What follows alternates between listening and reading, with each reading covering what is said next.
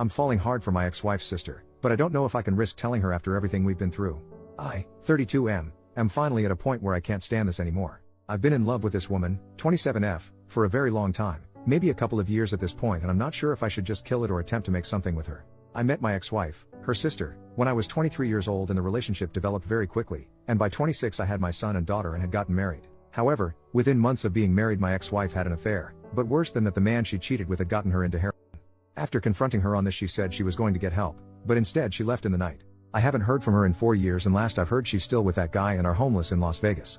Not sure how true that is, but being focused on holding it together for the kids, I really don't have the time to chase her down, nor do I even want to after what she pulled. I ended up getting a divorce in absentia.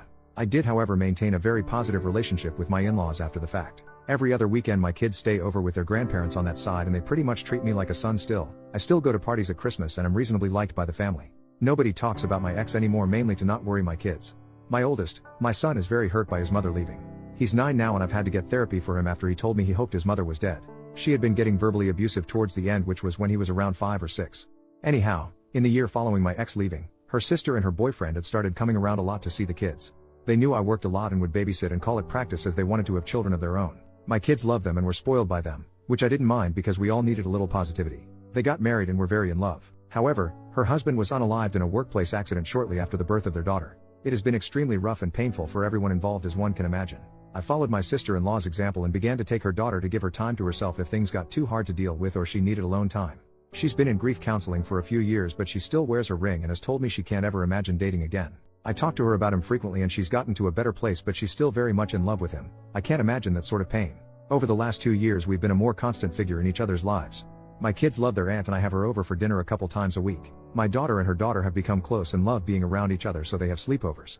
I've moved on from my ex by this point, but the idea of dating possibly someone dangerous as their mother has kept me out of the dating scene. I don't know when it happened, but slowly I began to get soft on my sister-in-law. She's a great mom for what she's had happen to her. She's one of the sweetest people I know and her sense of humor always leaves me laughing and happy. Then I started realizing that I'm physically attracted to her. I've always felt kind of guilty about it because her late husband was a good friend, and since she's obviously is still grieving, so I've kept it to myself. Since COVID started we've been together a bit more because social distancing has had us lose contact with most other people. Nothing romantic has ever been discussed and I try not to flirt, but last week it was very late and after the kids went to bed I made us a few drinks. Not enough to get drunk, but she decided she'd rather spend the night, so I took my couch. I woke up to breakfast this morning and the 4 of us felt like the sort of family I've always wanted. She even kissed my forehead, which is not something she normally does. I still didn't say anything, but after she left I found my son quietly playing with his toys in his room. He looked upset, so I asked him if he was alright. He tells me point blank in the way only a kid can that he wishes sister-in-law was his mother. I sat down with him and asked him why he thought that way, and he gave a whole bunch of reasons for being nice to him. That she never yells about anything. He likes seeing her at his grandparents and she draws pictures with him, which I didn't know they did. By the end of it my heart that is already melting for this woman even more wound up. When visiting, dropping them off with their grandparents, I tried to breach the subject with her folks to kind of feel around how people would see. I made a joke about she and I acting like a married couple sometimes, and they didn't laugh and were kind of standoffish. Friendly, but either they know something or they disapprove. It's getting too hard for me to ignore or pretend it's not getting to me. I'm in love with her. Either I've got to kill it and find some way not to think of her, or I have to find some sort of way to navigate through this situation and tell her everything. If anybody out there has any insight on how to approach a widow, especially one who is married to a friend, with this sort of intention, I could really use your help. First update, 2 days later. Oh my god, this really blew up. Firstly, I'd like to thank everyone who gave me advice on how to proceed and ideas and things I could maybe say to my former sister-in-law. What I ended up doing. Shortly after making the first post, I remembered that my children were spending Sunday night over at their grandparents' house, and typically when they do this, my niece, sister-in-law's daughter, will join them. I allow these bi-weekly visits because I think it's important for them to maintain a healthy relationship with their mother's parents. And sister-in-law lets her daughter go because she enjoys playing with my daughter. Well, I realized we'd both have a free night.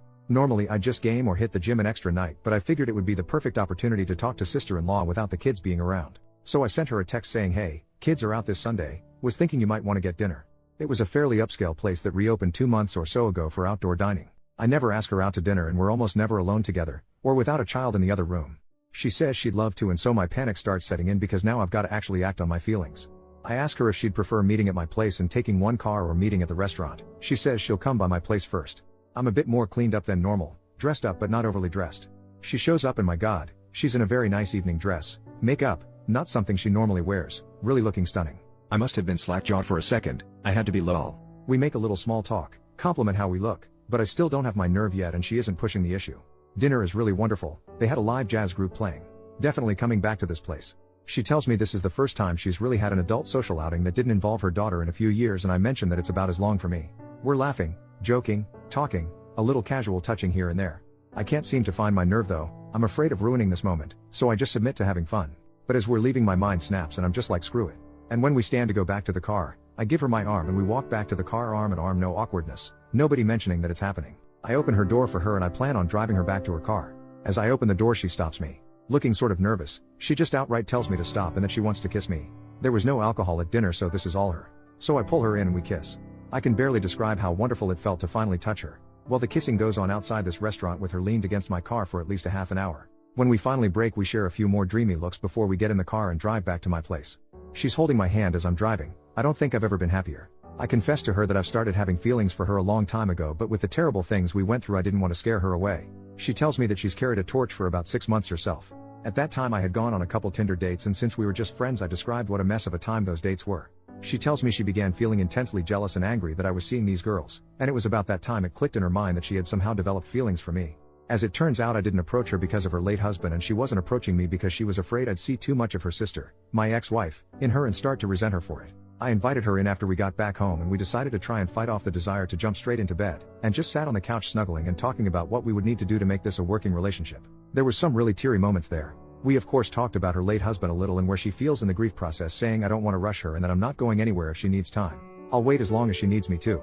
She says that she feels like she's in a place where she could love again, that she's long past feeling guilty for having feelings for me. It was something she struggled with. She then brought up her sister, and the obvious questions a few people asked in the comments. What would we do if X ever decided to show her face around here again or try to get back into my kid's life? What if she comes back reformed and apologetic? Would I take her back? I told sister-in-law that's a hard no, that I've forgiven her for cheating on me, but I will never forgive her for what she did to my son.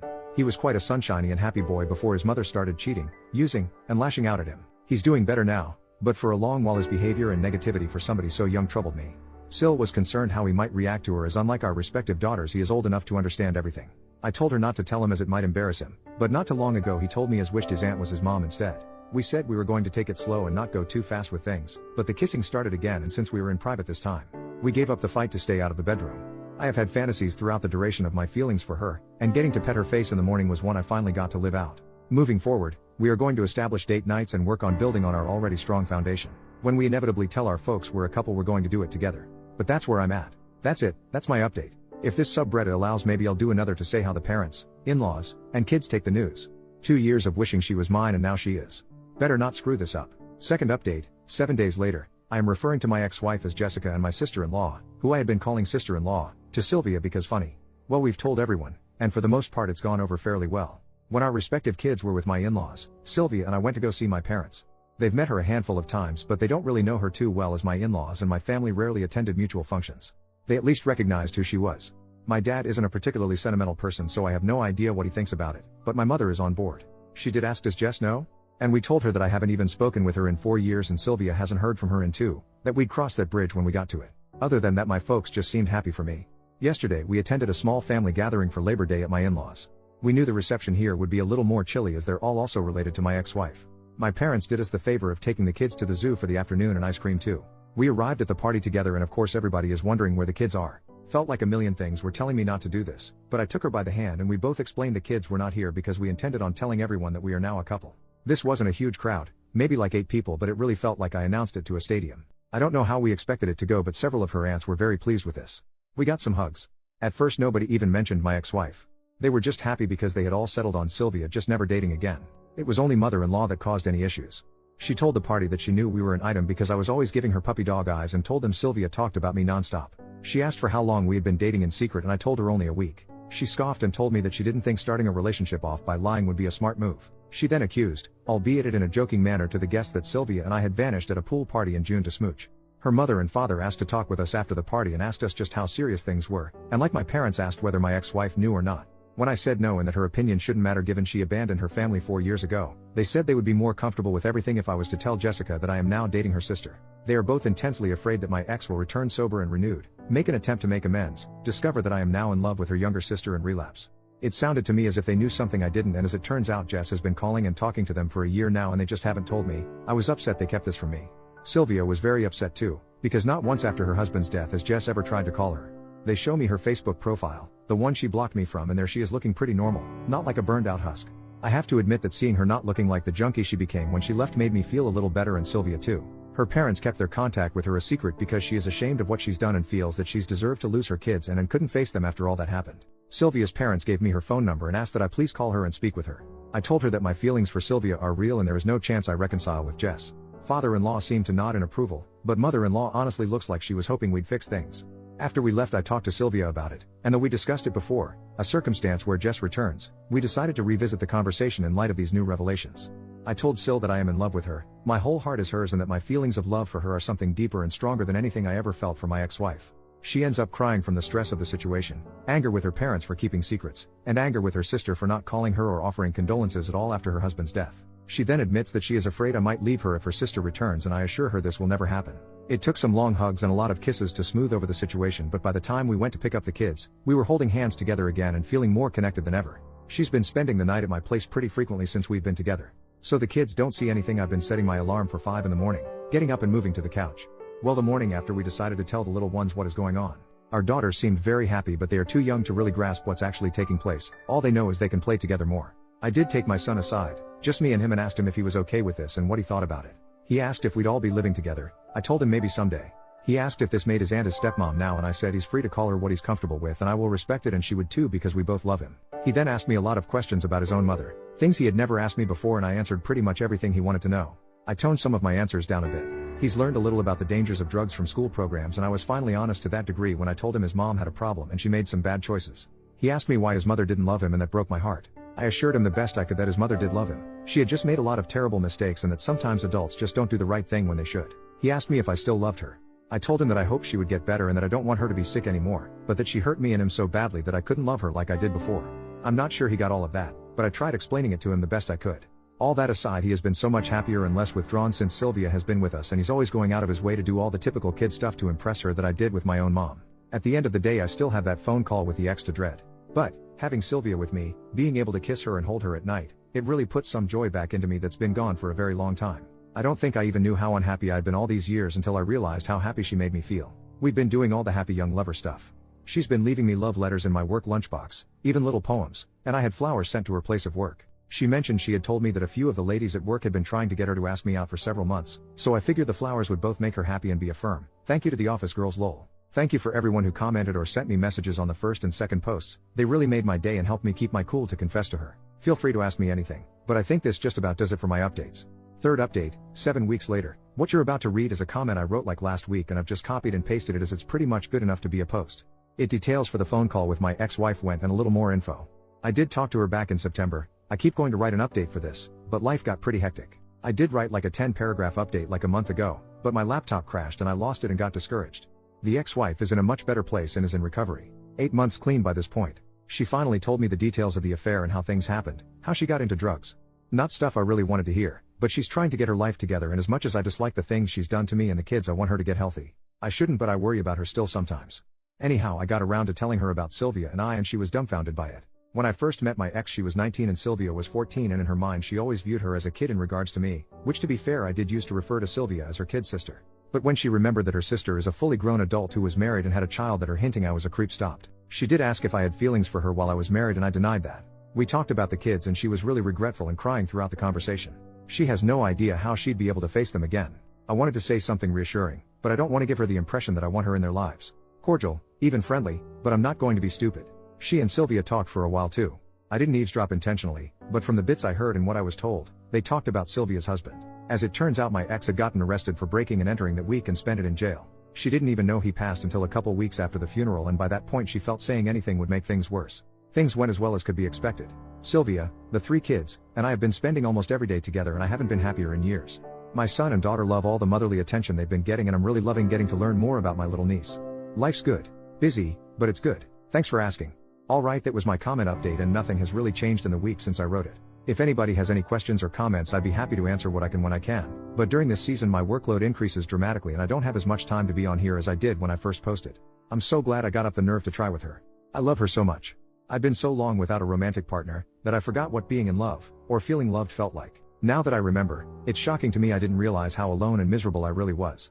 I mean, for Christ's sake, we played Scrabble last night and for some reason it made me ridiculously happy lol. Fourth update, 1 year later, it has nearly been a year since me and my former sister-in-law, Sylvia, decided to begin dating. I couldn't be happier. We're currently living together and are in the market for a new home. Our children are really benefiting from having two parents around to care for them. Our daughters have begun to call each other sisters and my son is accepted in the same way. They're basically just normal siblings. It is interesting with my son. When he is talking to his friends or teacher he refers to Sylvia as his mom, but when calling her or talking to her he still calls her auntie, and our daughters are the same as I am uncle. It confuses some people we meet, but it's always an interesting story to tell. We haven't had much contact with my ex-wife since my last post, though from what we hear she's doing much better. Has a halfway decent job, a boyfriend, and is keeping clean. I don't like to think about her being reintroduced into my children's lives, but if she continues to be a clean and well-rounded person, it will make it much harder for me to deny her visitation should she seek it. Not just from a legal standpoint, but from a moral one as well. Neither Sylvia and I look forward to that day, but the worries seem way off. Her parents have stopped their prodding into our business and haven't tried to force the ex back into our lives as we feared. Our kids spend the weekend with them now as my two were already doing that beforehand. So Sylvia and I get to spend Friday night and most of Saturday to go on dates and have some alone time. Our mutual friends were all pretty surprised by this and have been very supportive as well. They try to be polite and not mention my ex-wife, but every so often it does come up. Mostly everyone is just happy that we've found happiness together. One side of the family that I failed to mention in all of this was the family of her late husband. As you might expect, her daughter still sees them regularly, and they are very happy and accepting of the relationship. His father even told me point blank that he was glad it was me, because he thought he would hate his daughter-in-law bringing some strange man into his granddaughter's life. We haven't had many gatherings of course because of COVID, but the few get-togethers we have included them, and will always include them. Speaking of her late husband, Sylvia and I have talked quite a bit about our feelings and she's even had me come along to one of her therapy sessions, because despite everything going so well, and the immense and wonderful love we have for each other, his memory and presence will always be a part of our lives. She decided on her own that out of respect for me she had to take her wedding band off, something that caused a lot of sadness as you can imagine. I told her that she didn't need to do this and were we to get married, she's got two hands. After I said this she began to wear it on a necklace instead. She wears an engagement ring now. I don't have any crazy story on how the engagement went down. I didn't spring it on her in some crazy public spectacle, but there were tears and hugs and kisses. If you've got any questions I'd be happy to answer them. Thanks everyone so much for all the positive words of encouragement.